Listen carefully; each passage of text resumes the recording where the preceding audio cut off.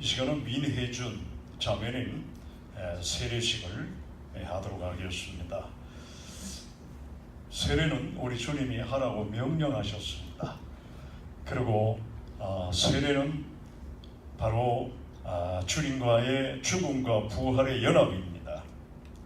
우리 눈에는 안 보이지만 생명의 연합이고 구원의 연합입니다. 그래서 하나님께서 아브라함에게 이 언약을 자손 대대로 지키라고 명령하셨고, 마태복음 28장에 보면은 주님의 제자들에게 모든 민족으로 제자로 삼아 아버지와 아들과 성령의 이름으로 세례를 베풀라고 명령하셨고, 주님께서 또 마가복음에도 어린 나이부터 어른까지 세례에 대한 것을 말씀하시고, 고넬료 집안과 마르다 집안에도 세례를 베풀었습니다. 그러므로 오늘 이 세례식을 통해서 내가 주님과 함께 죽었고 주님과 함께 부활의 생명을 가진 그 동참의 자리에 있다는 그 믿음의 고백을 함으로써 하나님 앞에 영광 돌리고 하나님의 인정받는 하나님의 자매가 되기를 부탁합니다. 잠깐 한민혜준 자매님 앞으로 나오시기 바랍니다. 여기 앞에 좀 앉아주시고. 앉을 필요도 없는데 여기 서세요. 자, 아니 여기로. 자, 서시고 제가 세 가지를 질문하겠습니다. 거기에 분명한 대답을 해주시기 바랍니다. 지금 한민혜준 자매님은 예수 그리스도의 피로 씻음 받음과 성령의 새롭게 하는 은혜 받아야 할 것을 믿습니까? 네. 민혜준 자매님은 예수 그리스도를 믿음으로 구원을 받고 새로운 은혜 안에 날마다 살기를 원합니까? 네. 마지막입니다.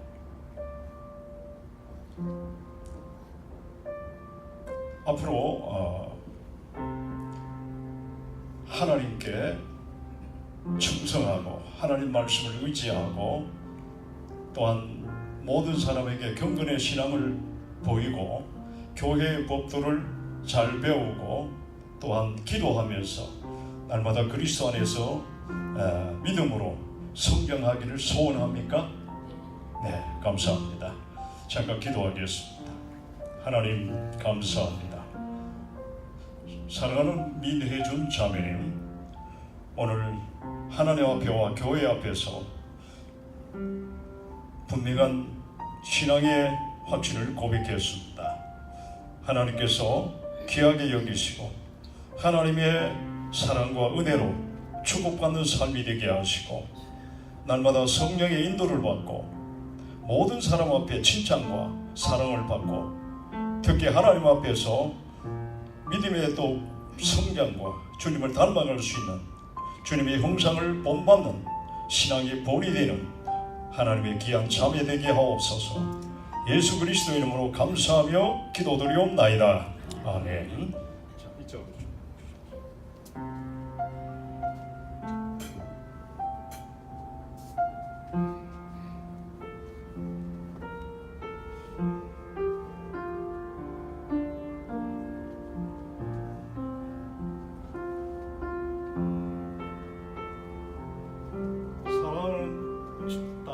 민혜준, 내가 성부와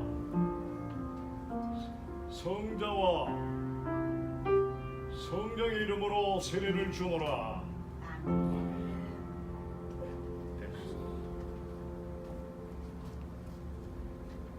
잠깐 서시고 그 앞에 서시고.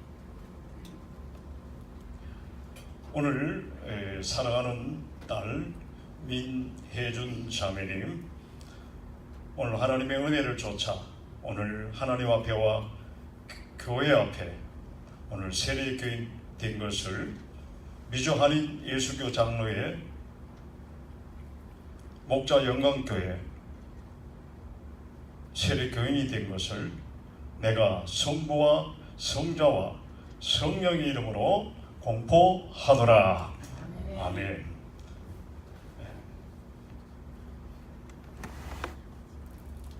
세례정 서시고 돌아서시고 인사하시고 사진 한번 찍어주시고. 다 이제 빨리 찍으셔도 너무 오래 시간 걸리면 본인도 부담스러우니까. 다 같이 박수 한번 쳐주십시오. 감사합니다. 우리 교회 세례교인이 된 거 너무 감사하고 제가 하나님 앞에 너무 기뻐할 수밖에 없다 그 생각이 들어갑니다. 감사합니다. 잠깐 기도하겠습니다. 오늘 부활절날은 오늘 많은 분들이 오셨네요. 우리 교회가 꽉 찼습니다. 오늘은 너무 감사합니다. 기도하겠습니다. 하나님, 오늘은 부활주일입니다. 부활의 감격과 감사로 하나님 앞에 영광 돌리기 원합니다. 특별히 오늘 하나님 말씀을 통해서 다시 한번 부활에 대한 개념과 확신과 신뢰와 믿음으로 더욱 주 앞에 고백하는 아름다운 하나님의 자녀들 되게 하옵소서. 하나님의 귀한 종들 되게 하옵소서. 예수님 이름으로 기도드리옵나이다. 아멘. 제가 오늘 설교 내용이 조금 어려운 내용이 될 수도 있겠습니다. 좀 이해를 잘해 주시고 될 수 있으면 빨리 마치도록 하겠습니다. 저는 부활이라는 이 단어 앞에서 굉장히 그에 따르는 한 단어가 따라오는데 굉장히 거기에 제가 은혜를 제가 받았습니다. 여러분, 부활이란 그 의미 안에 부활이란 그 이유는 무엇 때문입니까? 그냥 교회 와서 부활 찬양하고 이렇게 한 게 부활이 아니라 진정한 부활에 대한 깊이와 높이와 부활에 대한 하나님의 사랑의 넓이를 알아야 진정한 부활이 되는데, 부활 예배를 아무리 많이 들여놓고도 나중에 지옥 갈 수도 있습니다. 죄송합니다. 부활절날 무슨 지옥 이야기를 합니까? 근데 지옥이 있으니까 어떻게 할 수 없죠. 지옥 갈 수도 있어요. 왜냐하면 부활을 하나의 감동과 감동과 자기의 어떤 자기가 만든 신뢰 안에서 부활을 만들어 놓고 믿고 있다는 사실을 우리는 모르지만 우리는 그런 함정 속에 빠져 있을 수도 있습니다. 그러니까 자기 만족의 부활이 되어가지고 부활을 믿는다고 하는 분들이 많은데, 오늘 하나님 앞에 돌아서시기를 바랍니다. 부활절날 막 좀 너무 강한 메시지가 전달되는 것 같은데 이해하십시오. 여러분, 교회 나오면서 진정한 거듭나지 않고 부활을 믿는다는 것은 거짓말입니다.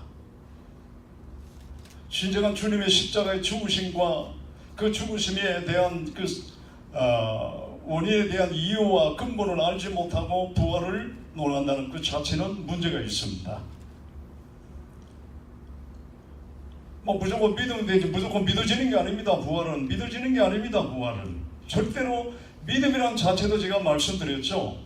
부활은 나에게 달린 게 아니에요. 부활의 그 역사는 하나님에 의해서 하나님이 일하시고 하나님이 다스리시고 하나님이 믿게 하시고 하나님이 그 안에 순종하게 하셔야 부활이 정말로 그 대한 의미의 깊이와 높이를 내가 알게 되고 순종하고 그 의미에 대한 감격을 누릴 수가 있는 겁니다.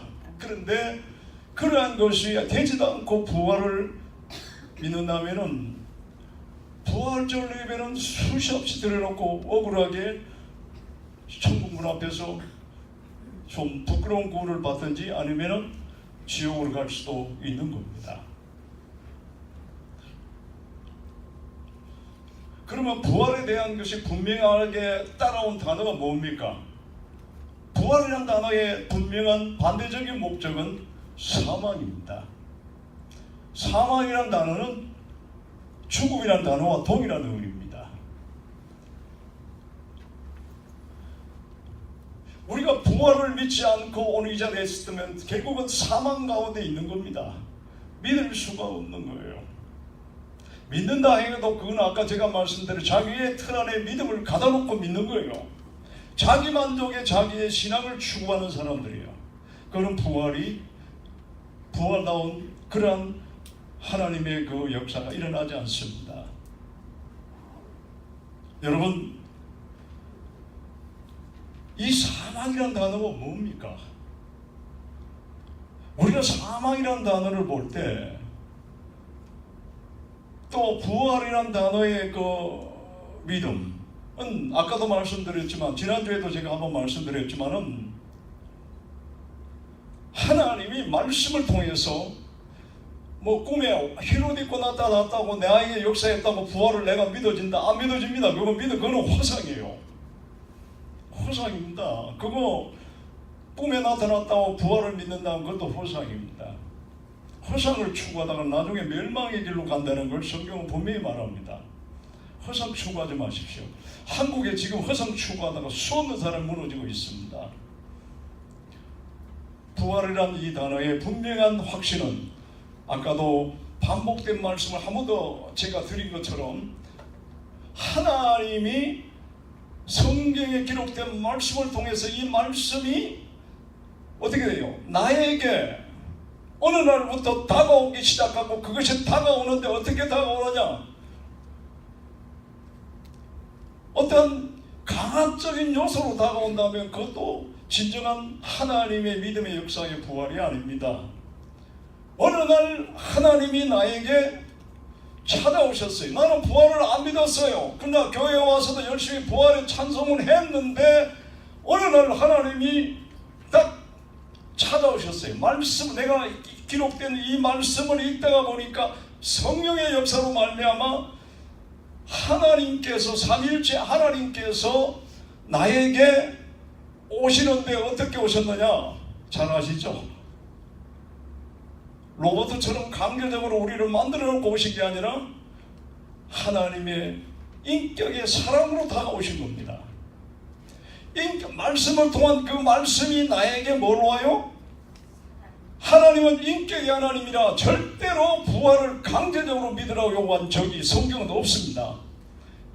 주님이 명령하신 그 명령도 그 말씀 안에는 반드시 주님의 성품과 속성과 인격이 담겨있는 그 말씀 속에 사람들이 들음으로 변화가 일어났습니다. 그런데 그러한 과정 속에 일어난 모든 과정이 뭐예요? 하나님이 인격으로 찾아오셔서 사랑과 부활의 그 역사를 깨닫게 하시기 시작했어요. 다시 말하면 도저히 알 수 없고 나는 부활을 안 믿습니다 하는 내 영혼에게 주님이 찾아오셔서 내 영혼을 터치하기 시작한 거예요. 그것을 간섭이라고 말합니다. 다시 말하면 설득을 하셨다. 그러니까 내가 부활을 믿었다는 이 자체는 내가 하나님 앞에 부활의 자녀고 부활의 생명을 가졌다는 이 의미는 내가 부활을 믿는 하나님의 사람으로 뭐 했다? 설득당했다는 말이에요.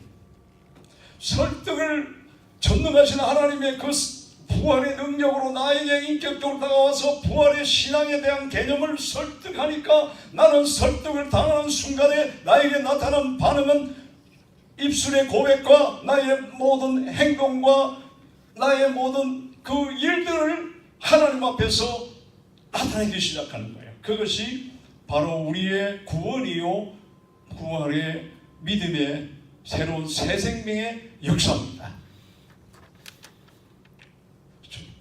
지난주처럼 동일하게 졸리시는 것 감사합니다.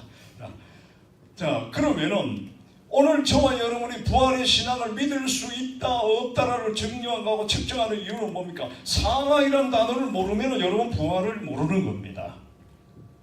사망을 모르면서 부활을 믿었다, 죽음을 모르면서 부활을 믿었다, 그러면은 그 부활은 헛부활입니다.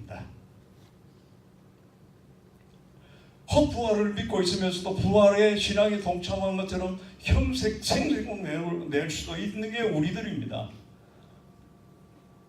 여러분 어떻게 생각하세요? 자, 그러므로 이 부활이라는 그 의미는 뭡니까? 그럼 사망이라는 의미는 무엇입니까? 할 때 여러분, 사망이라는 단어는 어디서부터 출발이 되었습니까? 우리가 사망, 죽음이라는 단어를 가장 싫어합니다. 가장 싫어하고 거기에는 절대로 속하지 않기를 몸부림치고 바라고 있어요. 그런데 그것이 우리에게 와 있습니다. 여러분, 저도 옛날에 그런 식으로 알았는데요. 옛날에도 그런 생각을 해보면서 왔는데, 대부분 성도들이 죄에 대한 개념, 사망에 대한 개념을 어떻게 해석하냐면 자기가 도덕적으로 윤리적으로 지은 죄에 대한 개념을 가지고 하나님 앞에 자기의 죄를 회개했다고 말하는 사람들이 있는데, 이 사람은 구원하고는 틀립니다.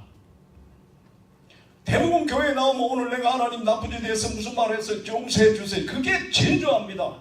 그건 죄입니다. 그러나 하나님은 그 죄보다도 더 다른 죄를 요구하고 계세요. 더 다른 것에 사망이 얽혀 있다는 겁니다. 그게 뭡니까? 아담과 하와가 지은 원죄입니다. 원죄로 인해서 도덕과 윤리의 자범죄들이 나타나고 고범죄가 나타나는 거예요. 그러니까 오늘 여러분이 부활을 진정 맞이하고 싶다면 여러분이 철저한 하나님 앞에 죄인됨을 고백했습니까? 하나님 앞에 나는 정말 무너질 수밖에 없는, 하나님 앞에 형편없는 사람입니까? 주여 나를 죽여주십시오. 이 고백을 얼마나 여러분 하나님 앞에 해봤습니까? 죄를 짓고 안 짓고 자범대로 행하고 아니라 나의 심령이 어느 날 하나님의 말씀의 인격이 나를 터치하고 나를 설득하는 순간 나는 나도 모르게 하나님 나는 죄인으로소이다, 이런 고백이 터지는 그런 일들이 있을 수 있습니다. 이게 진짜 죄를 고백하는 겁니다. 이러한 하나님의 거룩하심, 하나님의 그 영원하심, 하나님의 능력의 그 장엄하심, 그 장엄하심의 능력이 나에게 터치할 때 나는 몸둘 바를 모르고 하나님 앞에 나의 비참한 존재임을 고백하는 그 순간에 하나님의 구원의 역사가 일어납니다. 거기에서 사망이란 단어에 대한 의미가 회복이 되어집니다. 그게 사망입니다. 그러고 나서 우리가 살아가면서 짓는 죄가 뭡니까? 자범죄들입니다. 고범죄들입니다. 그것도 죄입니다. 그러나 주님이 진짜 우리가 하나님 앞에 하나님을 떠난 것, 하나님을 거역한 것, 하나님을 미워한 것, 하나님 믿기를 싫어한 것, 이거는 엄청난 죄입니다. 이게 바로 아담과 하와가 지은 원죄에서 발생한 우리가 가지고 있는 죄의 본성, 이 본성들은 반드시 멸망받고 심판받고 죽음으로 갈 수밖에 없는 죄가 바로 이 죄입니다. 여러분, 이 죄에서 정말 여러분은 해방되었습니까? 이 죄에서 여러분 정말 나는 완전한 그 죄에 대한 어떤 속성에 대한 완전한 내가 자유함을 얻었습니까? 이것이 로마서입니다.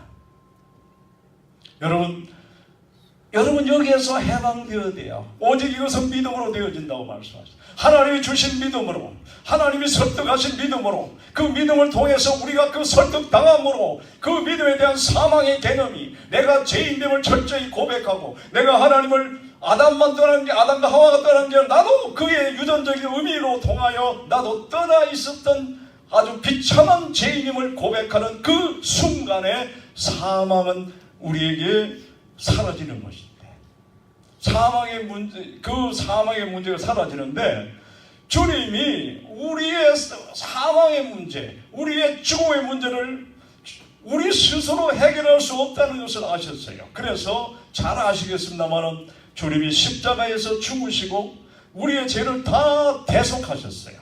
대속과 구속은 조금 차이가 있습니다. 대속하셨어요. 죄를 다 안으신 거예요.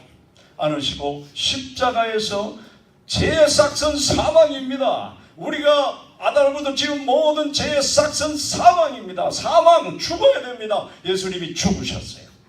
그러고 나서 3일 만에 그 사망 권세를 깨뜨리고 살아나신 것이 부활입니다.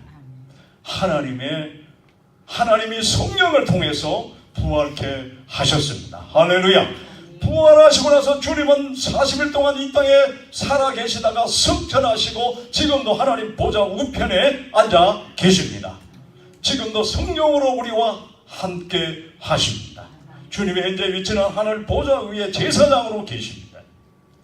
그래서 오늘 우리는 내가 사망받을 수밖에 없고 죽을 수밖에 없는 존재인 나에게 오늘 나는 하나님이 주신 믿음으로 말미암아 나는 완전히 멸망에 처했던 그것을 예수 그리스도가 대속해서 예수 그리스도를 믿음으로 이렇게 되므로 우리는 주님의 부활의 생명에 연합되었다는 게 로마서 6장 1절에서 5절까지의 말씀. 그래서 오늘 우리는 그것을 세례라고도 말합니다. 완전히 우리는 주님과 부활의 생명에 연합되었습니다. 할렐루야. 다들 앉아 주시니까 나는 나 혼자 떠들다가 내려가야 되나? 내가 너무 어려운 설교를 했나? 자, 그러면은 주님은 그러면은 우리는 지금 부활의 생명을 가졌어요. 지금 부활 믿습니까? 아멘. 부활의 생명이 있습니까? 아멘. 대답은 했죠. 그러면 부활의 생명을 내가 가졌고 부활을 가졌는데 왜 나에게 부활의 능력이 안 나타납니까? 부활의 삶의 증거가 나에게 없습니까? 이 도대체 내가 부활에 대한 주님과 연합의 사람입니까? 라고 질문할 수가 있습니다. 왜? 현실에 내가 지금 연약하고 쓰러지고 넘어지고 때로는 코도 깨지고 때로는 실수도 하고 때로는 질병에 걸리고 아니 그러면 내가 부활의 생명을 가진 존재입니까? 라고 질문할 수가 있어요. 의심되잖아요. 하나님이 나에게 부활의 생명을 주셨는데 왜 나에게 이런 고난과 어려움이 오나? 우리의 기독교에 대한 의구심에 대한 이러한 것을 우리가 추구할 수가 있고 속으로 겉으로는 안 그런 죄도 속으로 또 할 수도 있습니다. 우리가 대부분 속으로 잘 그래요. 목사님들 겉으로는 거룩하지만 속으로 어떤 때는 자기가 힘들면 욕처럼 불평할 수 있어요? 없어요? 있습니다. 겉은 아니더라도 속에 괜히 불평하고 싶은 마음이 일어나요. 네, 아닌 분들 다 아닌 분들 같아서 내가 너무 감사합니다. 저만 그런 줄 알고. 자, 그래서 여러분 어떻습니까? 그런데 성경은 뭐라 그럽니까? 성경에는 부활이 두 가지가 있습니다. 오늘 우리 교회에 이 설교하는 거 여러분이 알아들을 걸 알고 제가 지금 조금 어렵게 설교를 합니다. 부활은 두 가지입니다. 2000년 전에 예수님이 부활을 승천하셨다는 사실은 우리는 다 알고 있습니다. 이 땅에 누구도 다 알고 있습니다. 부활의 그 생명의 역사, 새 생명의 역사가 있고 지금도 보좌 우편에 앉아 계신다는 주님에 대한 그 부활의 그 역사, 사망을 완전히 무너뜨린 그 역사는 우리는 다 믿고 있습니다. 믿습니다. 믿습니다. 맞는 말입니다. 그러나 그게 우리에게 지금도 현실화되지 않고 우리에게 그것이 다가오지 않는다는 이런 문제점에 우리는 갈등하고 괴로워할 수가 있고 말로는 믿으라 해놓고 나도 안 믿고 있을 수 있고 나에게 능력이 없으니까 의심 속에서 남에게는 또 오래 다녔으니까 교회 오래 다녔으니까 믿으라 해놓고 자기는 안 믿고 앉았습니다. 이런 우리의 이중적인 하나의 이원론적인 사고의 신앙의 어떤 개념들은 우리에게 지금도 너무나 많이 있으면서도 할렐루야 부활했네. 부활은 무슨 부활입니까? 아직도 나는 부활을 안 믿는데 부활은 무슨 부활이냐 이렇게 속으로 또 자기를 질문해 갈 수도 있다는 겁니다. 자, 2000년 전에 이미 이루어진 부활은 뭐겠습니까? 그러면 우리가 지금 부활을 믿는 것은 장차 이루어질 부활도 믿지만은 이미 2000년 전에 예수님이 부활하신 그 부활에 연합된 존재임을 인정하고 인식하고 그 부활에 내가 동참했다는 사실을 로마서 5장, 6장, 7장, 8장에 그 내가 연합되고 주님과 하나 되었고 주님의 부활이 나의 부활이요 주님의 죽음이 나의 죽음이라고 분명하게 고백하는 자에게만 구원이 있다고 말합니다. 그러면 여러분이 그 부활은 언제의 부활입니까? 2000년 전에 돌아가신 주님의 부활입니다. 그러면 과거에 이루어진 부활에 대한 여러분이 그 믿고 주님의 부활을 믿음으로 그 부활이 나의 부활이 되었어요. 그런데 그 부활이 나에게 되었는데 지금 여러분은 그러면 어떤 부활을 기다리고 있습니까? 그것이 나의 부활인데 그러면 지금 여러분 지금 부활하는 것은 뭘 지금 구하고 있는 부활입니까? 여러분 말씀드리지만은 부활은 2000년 전에 이루어진 부활은 이미 우리가 예수를 믿는 순간에 그 부활이 나의 부활이 된 줄 믿으시기 바랍니다. 그것이 성경에 기록해 있어요. 한번 보여보십시오. 네, 너무 서론이 좀 길었는데 빨리 골로새서 1장 13절 과거구원 이미 부활이 이미 형성이 됐고 그 부활이 나의 부활로 이루어졌다는 그 연합된 의미를 전달하고 있습니다. 같이 읽겠습니다. 골로새서 1장 13절 시작. 그가 우리를 흑암의 권세에서 건져내사 그의 사랑하는 아들의 나라로 뭐예요? 옮기실 것입니다. 아니고 이미 우리는 이미 예수님의 부활에 그 부활에 동참했으니까 이건 과거입니다. 이미 동참한 사람들이에요. 이미 우리가 예수를 믿는 순간 부활에 동참해서 이미 흑암의 나라 사방에서 우리는 건짐을 받고 어떻게 하나님의 나라 예수 그리스도의 부활의 생명 안에 우리는 감춰진 사람들입니다. 자, 에베소서 2장 5절에서 6절 한번 또 펴보십시오. 자, 분명히 과거입니다. 여기에 이미 이루어진 부활입니다. 자, 같이 읽겠습니다. 시작. 허물로 죽은 우리를 그리스도와 함께 살리셨고 너희는 은혜로 구원을 받은 것이라. 또 함께 일으키사 그리스도 예수 안에서 함께 하늘에 앉히시되. 지금 여러분은 이 땅에 지금 보이는 하나의 물질 세계 속에 가시적인 어떤 그 상황 속에 살고 있지만은 여러분의 모든 지금 여러분의 영적인 모든 여러분의 신분과 위치와 방향과 모든 것은 지금 여러분은 어디에 있는 겁니까? 적어도 이 정도 믿으면 우리는 지금 누구와 같이 계세요? 여기 본문에 보면 하늘에 누구와 함께? 주님 부활의 주님과 함께 지금 우리는 영적으로 이미 주님의 부활에 동참해서 주님의 보좌 우편에 앉으신 주님과 우리와 같이 앉아있게 됐다는 사실입니다. 할렐루야. 부활의 생명은 눈에 안 보이지만 부활의 생명의 역사는 이렇게 방향과 설정은 신분의 위치는 이미 하늘나라의 부활의 생명에 동참해 있다는 사실을 말씀하고 있는 겁니다. 자, 그 다음에 로마서 8장 1절에서 2절 한번 보시죠.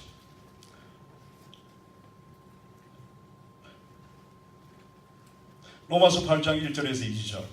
자, 같이 읽겠습니다. 시작. 그러므로 예수 그리스도 안에 있는 자께 결코 정죄함이 없느니라. 이는 예수 그리스도 안에 생명의 뭐예요? 성령의 죄와 사망의 너를 해방할 것이다가 뭡니까? 해방하였음이라고 말합니까? 과거죠? 과거 완료행이라고 봅니다. 이미 우리는 믿는 순간에 죄와 사망의 법에서 해방되었다는 것입니다. 할렐루야.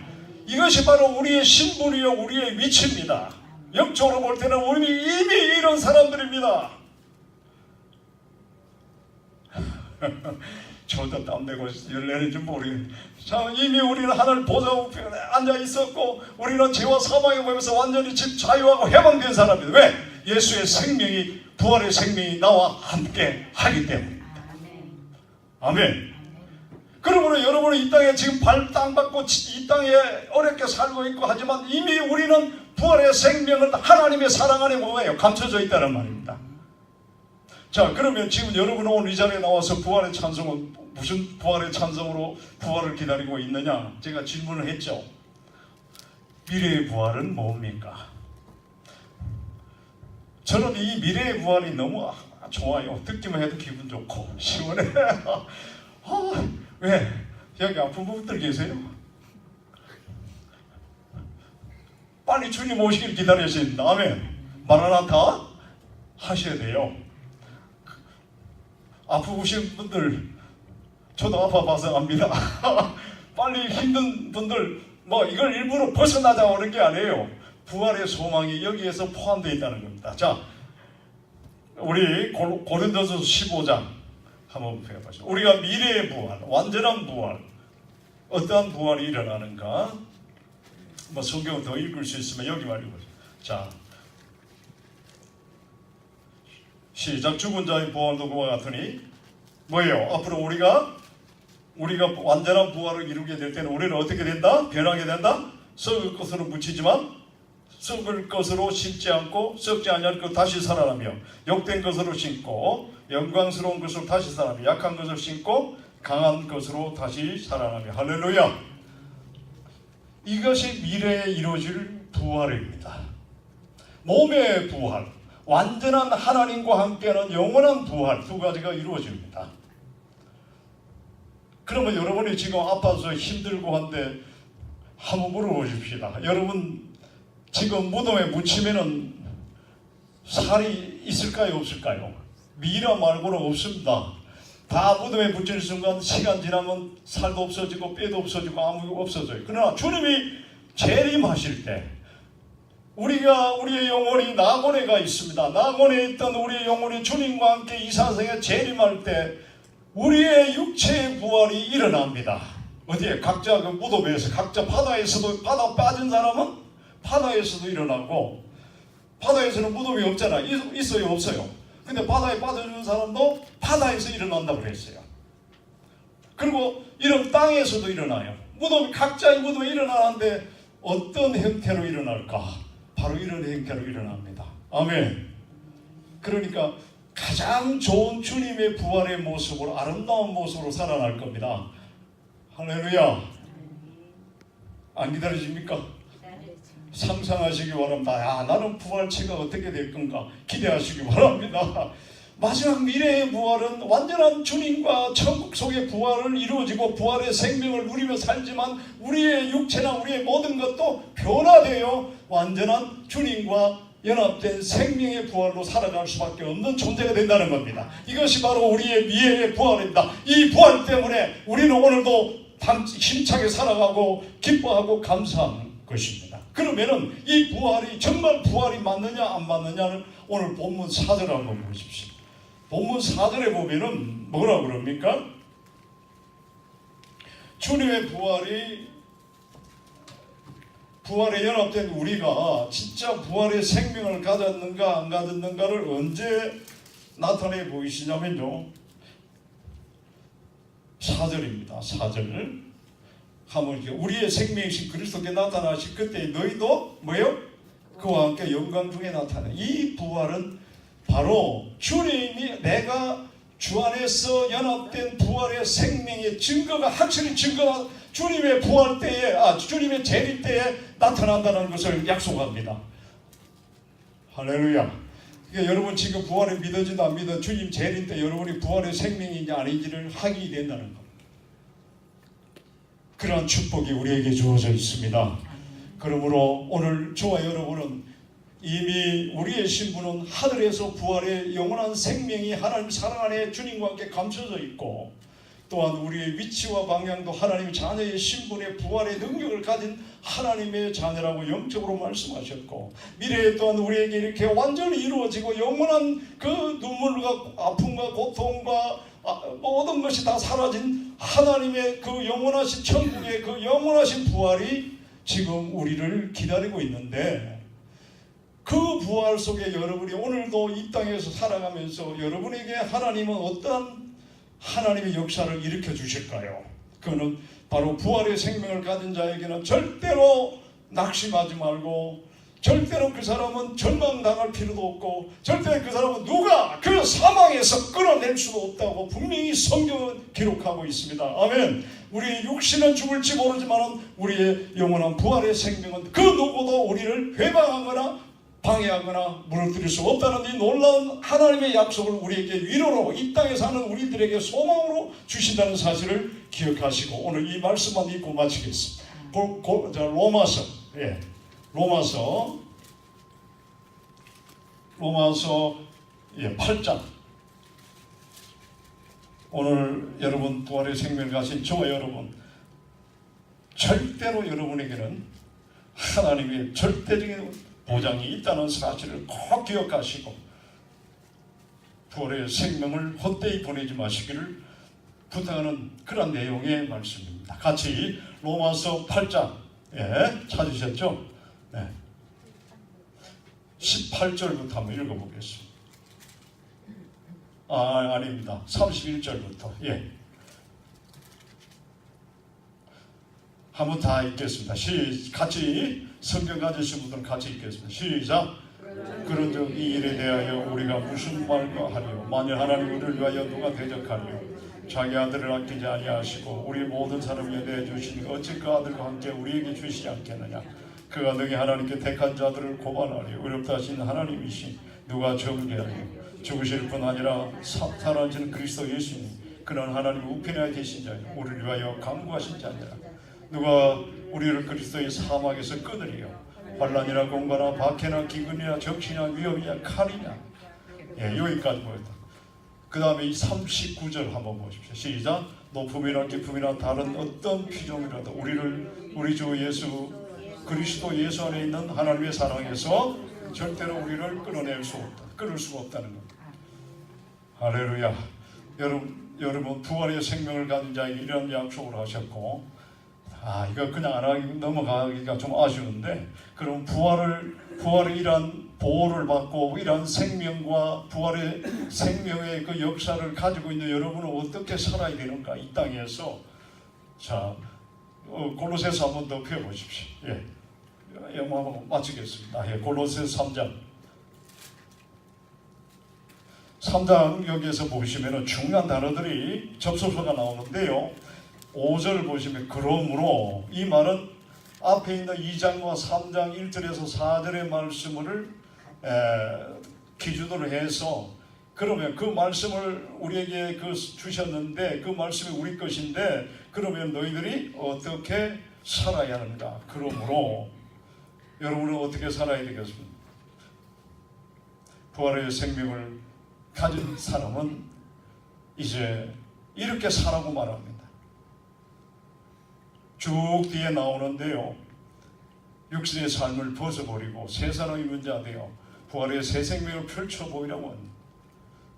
그리고 우리를 다스리고 통치하신 예수 그리스도를 닮아가는 인격됨을 보이라는 겁니다. 그 통치 영역 안으로 우리가 들어가서 육신의 모든 그 정욕과 모든 것을 이기고 그것으로 속지 말고 세상에 새 사람의 옷을 입고 살아가라고 말합니다. 이것을 말하고 증거하는 사람들이 되라는 것입니다. 그리고 쭉 말씀을 보시면 여러분 알지만 여러 개 많은 일들이 있습니다.